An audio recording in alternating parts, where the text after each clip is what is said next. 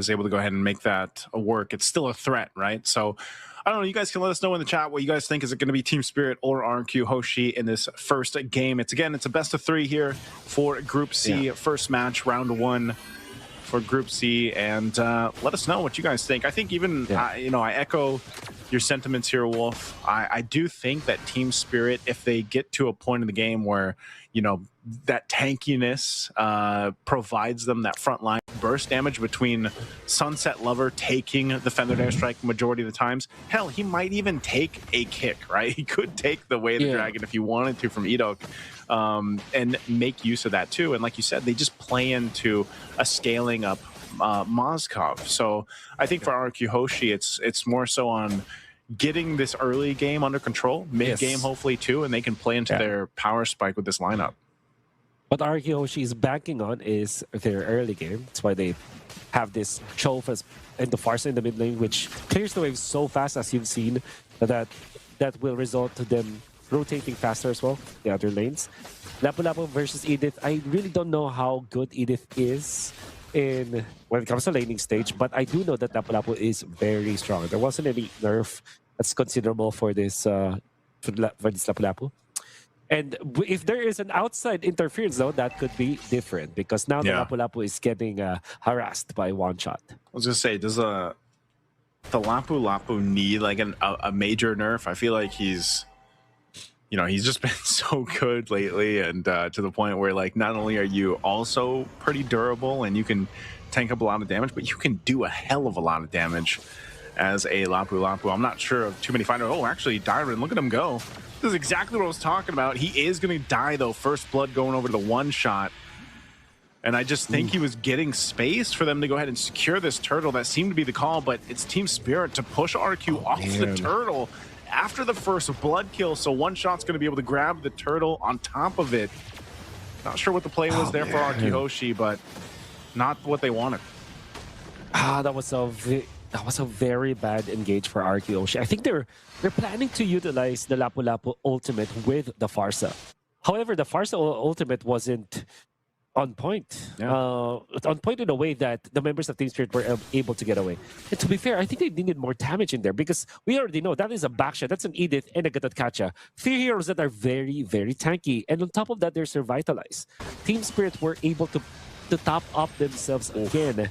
And this time, Kid Bomba, he's still alive. Primal Wrath already going to be used. Dyron taking a brunt of the damage. We'll see if he's... he can't survive because the AOG landed right on his head. Dyron now 0-2. Just when you thought you potentially had a kill, man, that Primal Wrath comes in clutch. But Hiko, he's actually going to be okay. He survives, but a whole lot of gold going over here to Toy, at least off that turret. Another bad engage for Dyron. I understand why they went for it. Well, you gotta remember that there's a lot of peel and sustain from Team Spirit. We just talked about that in the draft, where this Gatatkacha, even after the nerfs, there's always a way for him to help his teammates. AOG, and the distance that you can cover with it is just so immense. And then if you factor in the help that you can give with the Revitalize, which they didn't even need during that moment, was great. Kid Bomba, what a guy though. Kept himself intact. What a guy. Actually went for the Black Ice Shield, which is great versus the physical damage of the Lapu-Lapu. Typically, you would want to rush the Thunderbolt, but I think he went for a different approach here so that he's going to be able to tank the initial burst from the Lapu-Lapu, which is, I think it's pretty neat for Kid Bomba to itemize this way. Yeah, and he goes Dom Ice. He rushes that Dom Ice. Just a team player, basically, this Kid Bomba with this Edith. They're going to go ahead and blitz this turtle, quickly doing work with that Primal Wrath. And it's going to be up to RRQ HOSHI to kind of make a play somewhere. They don't want this to continue on at this pace, because they will get to a point where, once again, this lineup of Team Spirit will just kind of survive through the burst damage that RRQ HOSHI does have right now, until later on they can transition into hoping that, Toy gets the items that he needs, and the Harith is able to make something work. There's the kick, though. Feathered Airstrike on both sides happening here. Sawa won't be able to survive that burst, even with the Revitalize, so a good play from RRQ HOSHI to make something happen in the mid lane. Yeah. Throwing everything, but the kitchen sink, they might not have enough for... Okay, Edok. Edok was so... Ito goes for it. I guess he wanted to at least take out Hiko. That was a flicker burn, though, too, from Rins. Was that worth it, Wolf? Oh, I think a kill on the Moskov will always be worth it for a life and maybe a flicker. Especially because the turtle will spawn in 60 seconds anyway, so you can have plenty of time to recover. So finally, RRQ HOSHI are able to find good exchanges. Although they have utilized so many ultimates just to take out Sawa in the mid lane, it's worth it in a way that you give a kill or an assist to Toy. A kill would have been very good for the Harith, but the reason why RRQ HOSHI had a little bit of a W in the past few minutes was because of that kill to Sawa that was followed up by a kill to Hiko. There's a kick again, Wave the Dragon right on the mark. Sunset Lover! Wow. Burn in the flicker, will be able to survive with the dashes too. There's the Unbreakable Taunt on Sawo, but Edok should be able to get away. But Hiko joins with SOD, can pick up the kill as he's forced off with Sutsujin joining the fight. Great response from RRQ HOSHI though on the defense there. Yeah, great response indeed. They're able to get out. They're also burning some of the important flickers out there. I think that was unnecessary for Hiko, but the fact that he avoided the hand for a little bit maybe could be the saving grace for that cash. He was able to get some minions as well. However, he's lost one cart up top, which we know is very important nowadays because of the gold cart being increased when it comes to its value. Okay, fight for the turtle. Breaking out here. Feathered Airstrike drop down on Sawo. Sawo popping the Revitalize. They'll toss in the air Dyron as he falls again. They're going to trade it right now for Sawo to fall down. Now one shot, under half health. He's riding around. Kid Bomba able to find a 2 on the knockup. Throwing Ribbons in the air as a kill is picked up. 2 down for RRQ HOSHI. The 1-for-2 trade with the turtle is going to go in the hands of Team Spirit. A hard-fought battle for that last turtle. Kid Bomba making the waves again. Explosive plays coming out of Kid Bomba, but there is another play. Hiko does not have the flicker this time and will go down. You gotta have to look at this Moskov now and think like should be a little bit careful now. Oh, big play once again. Toy going under the Zaman Force, trying to get Sunset Lever. Won't happen. Feathered Airstrike going to be dropped down, and it's Sawo that falls. Once again, RRQ HOSHI fighting for what they can. They'll get a couple kills in the last couple minutes, and they're going to put themselves in a pretty decent position. Again, even if they lose some of those objectives, this next lure, the first lure that does come up, it's almost, you know, it's going to come down to the execution on both sides, because gold-wise and economy-wise, they're pretty much even. And it's been a good job from RRQ HOSHI kind of scrapping up what they could off of a little bit of a rough early game. In terms of execution, Team Spirit has to kind of correct something here, because I feel like everybody's looking really good. Sunset Lover, Sawo, One Shot, and Kid Bomba, they're looking great. Kid Bomba was phenomenal.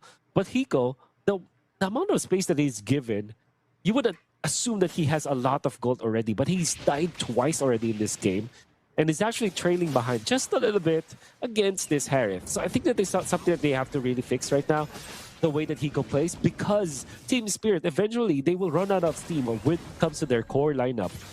This Moskov needs to be doing the heavy lifting later on, and if he cannot farm fast enough, he can be run over by this. Hisochino picks up the Sky Piercer. A Sky Piercer for Yisun Shin. They're confident, man. I would say that's confident on how the team fights have been going. They want to build the snacks up here. Little snack stacks. Now Edok in trouble. Goes down to one shot. We're going to force the fight anyway. Zaman Force drop down 2. They have the space, but Hiko firing off. Double kill for one shot. What was that fight? RRQ HOSHI just losing 2. I don't know if it was by design, if Team Spirit actually went for that play, but that was beautiful. They utilized their tanky heroes, One Shot as well as Kid Bomba, as a bait. And there was a hero for Team Spirit that almost died. Even Hiko was looking like he was under duress, but then the AOG comes in at the perfect timing with the Revitalize on top. RRQ HOSHI have Edok and Dyron already very well committed to the team fight. They got baited, and because of that, 2 of their members were taken out. Sutsujin, you gotta make this Sky Piercer work, because I think they were not in a position at all to pick up that Sky Piercer. Yeah, very interesting. Oh, SOD dropped out. TS just wants to hold down in mid lane. They're going to force the fight anyway, and AOG won't be able to catch anyone from Sawo. RRQ HOSHI had enough space, so looked like a potential fight. Doesn't break out. Team Spirit, though, they'll go ahead and just recalibrate with a kick again. coming through, and it's right on target as Hiko falls down. You were just mentioning this. One of the things that TS might have to fix is Hiko's positioning. Now Salo once again in the mid lane. They're going to go ahead and force the fight again. Revitalize is going to be dropped down. Sunset Lover holding on to his own way. The Dragon, but he has no space to work with to get a kick off himself. A Feathered Airstrike dropped down to Salo. A little bit of health. He'll get out. The Lord, though, is still working its way up to that tier 2 turret. I'm not sure if TS is going to be able to get much off of this. They do want to join this side of the map, though, to at least get that charge in, potentially get the tier 2, but this is a flying cloud map, so the reinforcements come quick, but the turret will go down. You see the difference for Team Spirit when they don't have Hiko. There's no one to kind of finish off the kills. Yep. But my oh my, the 4 members of Team Spirit are looking good. Oh no! Mention Hiko, man, and he dies again. God. Double kill for Sutsujin. He's making the Skypiercer work now. 2 stacks there for him. Sao and Hiko, man. It's gotta give it up to Edok. His target acquisition on these kicks have been phenomenal. Yeah. On the one hand, it's Hiko just playing, positioning himself badly, and on the other, Edok just finding the openings. So far, the deaths that Hiko have accumulated were all done in the river area around the mid lane. So he has to really get out of that zone. And you would think, like, if you're playing the Moskov now, you should be hitting minions. You should not be in the middle. You should be waiting for your ultimate. There were so many stuns and control from the other members of Team Spirit, so you can guarantee your SOD to land. This is not how you should be playing the Moskov, and right now he's what, 1 and 4. Has a Trinity, so he can actually hit hard, but has the tips. What's that stand for again? Anyone wondering, that's a 3-item power spike, TIPS. 3-item power spike. He's got the tips, but now Hiko's got to use. He's got to use his positioning in his favor, though, Wolf. I mean, for the most part, like, I get it. You know, you're on this Moskov. If you have the flicker, that's one thing. But if it's down, there's a lot of kind of awareness that he needs dealing with Edok's Cho. And like I said, that's been a big part where his positioning needs to be what they have to kind of fix here. This Lord is up. Team Spirit looks like they're just going to go ahead and blitz it, though. They see the positioning from RRQ, so this might be an opening for TS to go ahead and take another Lord, but they might break out into a fight. RRQ's way too late for the fight, but they might jump in anyway. Sawo taking the brunt of the damage. He'll AOG out. Team Spirit gives the call to just disengage and get ready to reset with this Lord. They got a flicker from Hiko. That's how shaken Hiko is, man. He used the flicker there.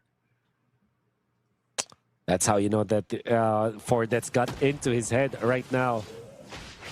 Unfortunately, he gets out to safety. Team Spirit wants to fight this once again. Well, they do have the Lord advantage, so it's going to be recommended for them to team fight.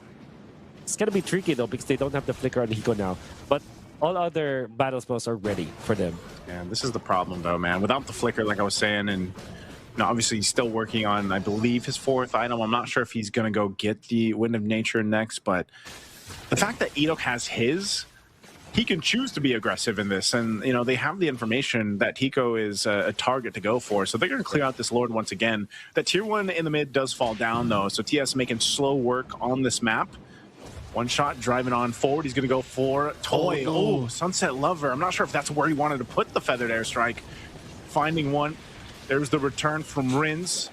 They'll go ahead and clear out the Lord, but that looks like that might be it. Once again, Team Spirit with 2 Lords, you know, not too much on the map that they get here. Some mistakes from Team Spirit, but it's not that costly. They should be pushing this mid lane, though, but the defense from RRQ HOSHI is just way too good. Farsa, Lapu-Lapu in there, Sutsujin as well. Gonna be fending off the mid lane push. To be fair, even when Team Spirit is leading by a lot in the first 12 minutes of the game, RRQ HOSHI have found their way to get back into this game. In fact, they are leading by 300 gold, which, given their situation from before, this is very much workable. Sutsujin is 4-0-3.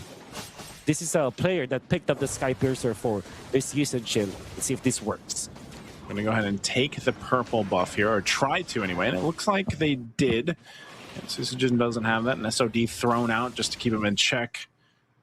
But I'm wondering, you know, with this RRQ Hoshi, like losing a buff or anything like that, it's not too big of a deal. You know, they can go ahead and fight face to face against Team Spirit here. I think one of the main points is Hiko just getting to that, you know, defensive item that he needs. He's got the flicker back up. I think the last item he picked up was actually the Malefic Gun for that little bit of extra range to work with here. So more than ever, Hiko's positioning important and crucial in this part of the game as they continue to put pressure where they can too. But we're 15 seconds away from that Lord coming up.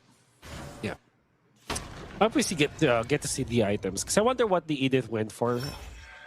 Because at this moment, like 15 minutes, you should have the Stardom side. Oh, conceal used up. You know, not holding on, or holding on to that kick for now. They're going to force it a little bit further, though, under this all. There's the jump. The AOG. Kid Bomba is going to be gone. Hiko's still firing off, but he's closed in on by Dyron as they fall. 2 down for Team Spirit. Make it a third. RRQ Hoshi with a huge team fight up top, and they'll swing for the Lord after that. Oh my goodness, RRQ Hoshi, what a good punish. And again, Team Spirit went in for the heads-up play, which looked really good. But for the last few moments that they have won the team fights, it's always when they are on the defensive, when Sawa goes for the peel.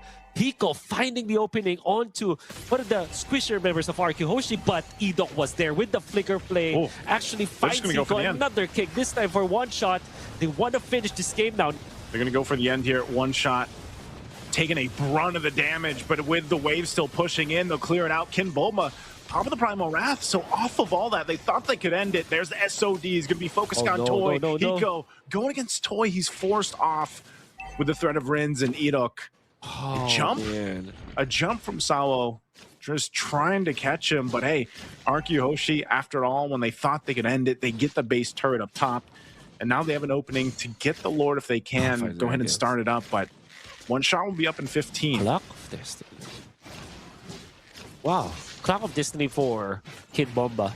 Usually the Starlium site is the priority, but we'll see. There's the kick.